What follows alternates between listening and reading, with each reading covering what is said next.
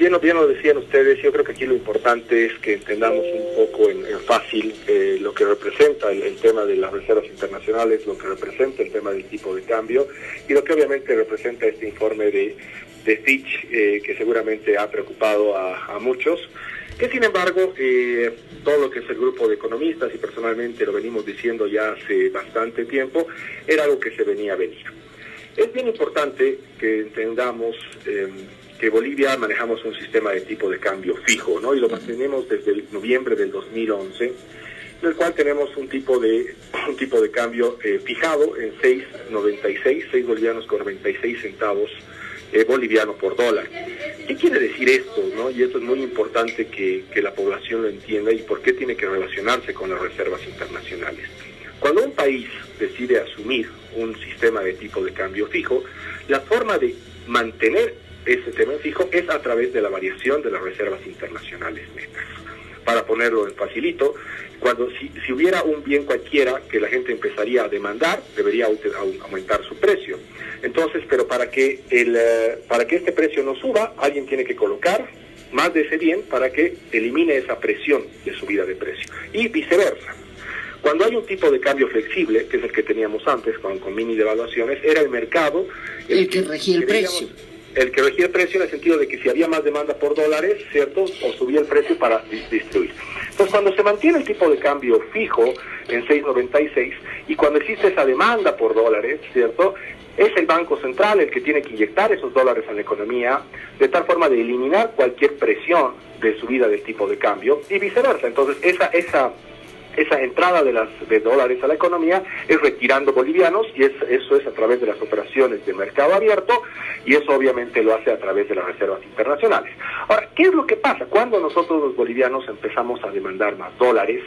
Y eso sucede justamente cuando nuestras importaciones superan definitivamente a nuestras exportaciones. En el grado de que las importaciones bolivianas siempre están siendo mucho más grandes que las exportaciones, estamos expulsando más dólares de los que estamos recibiendo. La única forma en que los bolivianos podemos recibir dólares es a través de nuestras exportaciones. Entonces, si nos damos cuenta, ya estamos en bastantes periodos de déficit comercial, lo cual obviamente se traduce automáticamente en un déficit fiscal. Y ahí automáticamente es lo que vemos las reservas. Llegamos a un momento histórico, y esto es muy importante de decir, en el cual nuestras reservas internacionales llegaron a ser cerca de 15.000 millones de dólares. Para ponerlo en contexto, nuestra economía boliviana, nosotros los bolivianos, todos los bolivianos que trabajando sector público, sector privado, los bolivianos aproximadamente producimos 40.000 millones de dólares en un año. 40.000. El PIB.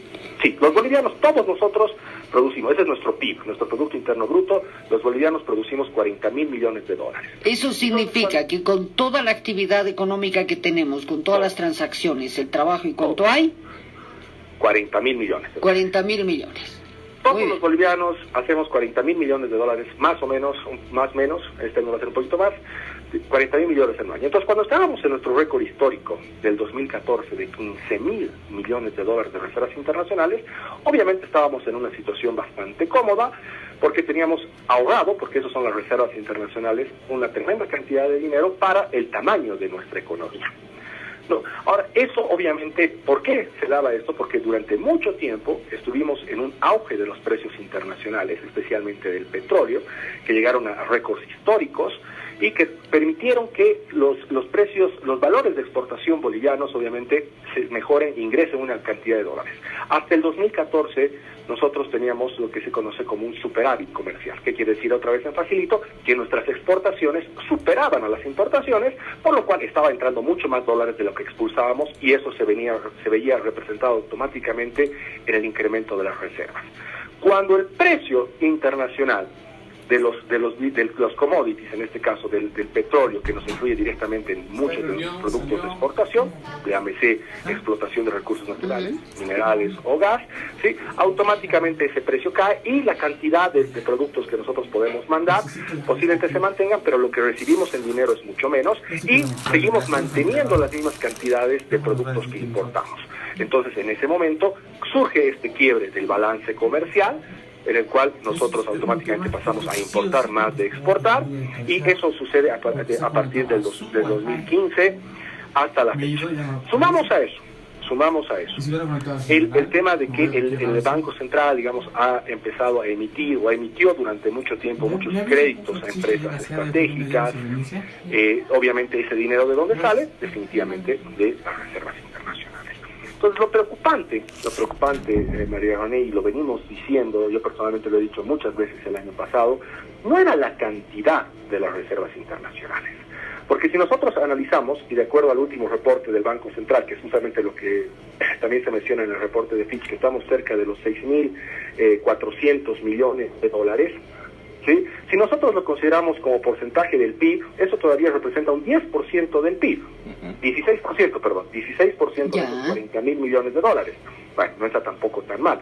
Lo preocupante es la velocidad de reducción de las reservas internacionales.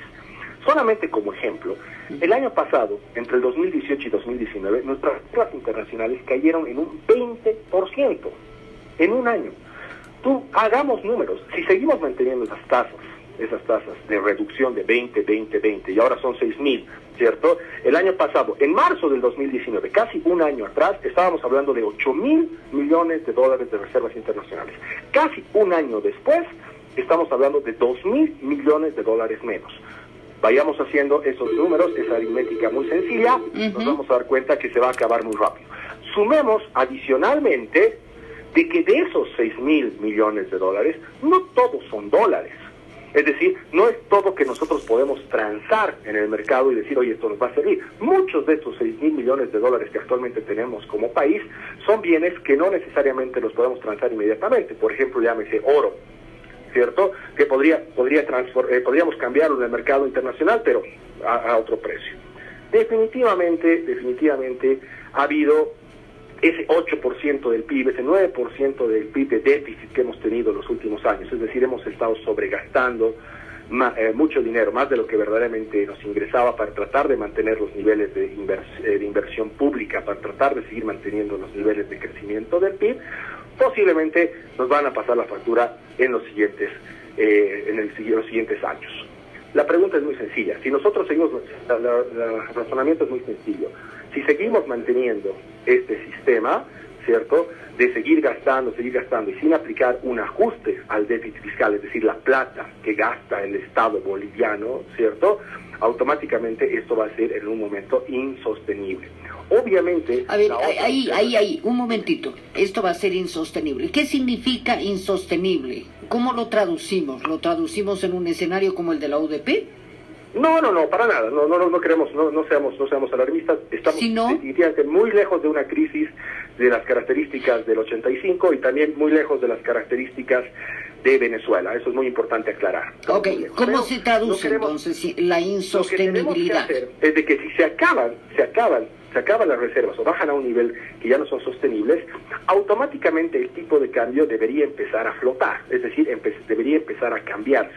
Lo peligroso, María René, en una economía como la nuestra, que es todavía completamente dolarizada, porque ya lo hemos demostrado históricamente. Lamentablemente las soluciones del texto, lo que te pueden recomendar desde afuera, no se aplican en Bolivia, y en el caso del tipo de cambio es por una sencilla razón. Uno podría solucionar este problema diciendo, oye, apliquemos una devaluación del tipo de cambio, de 6.96, por decir algo, a 7.96, de tal forma de que esto reduzca en parte nuestro déficit comercial, porque al subir el tipo de cambio, nuestros productos bolivianos se hacen mucho más baratos y podríamos incrementar el valor de las exportaciones. Eso es lo que aplican a absolutamente todas las economías de la zona. Si analizamos el caso de Chile, analizamos el caso del Perú, analizamos el caso de Colombia, ¿sí?, analizamos obviamente el caso de Argentina, aplican el tipo de cambio como una política para tratar de eliminar las brechas entre exportaciones e importaciones. Pero ¿qué es lo que pasa en Bolivia? Nosotros no podemos aplicar una devaluación del tipo de cambio. ¿Qué es lo que pasaría con los de a pie? Los de a pie, si automáticamente yo cambiaría de 6.96, tal vez sería lo lógico, lo que te diría el texto, y te lo llevo a 7.20 para solucionar el problema. El de a pie, al tener una economía tan dolarizada, pensaría, oye, ya empezó a subir, y empezaría a demandar más dólares todavía. No, la gente que quisiera cambiar sus bolivianos a dólares.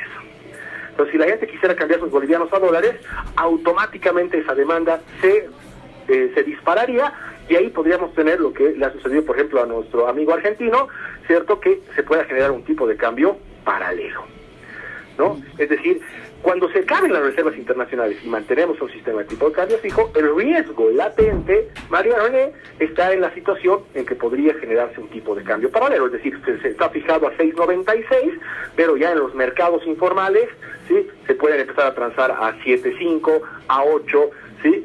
Eso es lo que sucede. Y cuando la brecha en el tipo de cambio oficial y el paralelo, que es lo que sucede, surge en los mercados negros, se empieza a disparar, ahí es cuando comienzan los problemas de inflación o los problemas de la economía.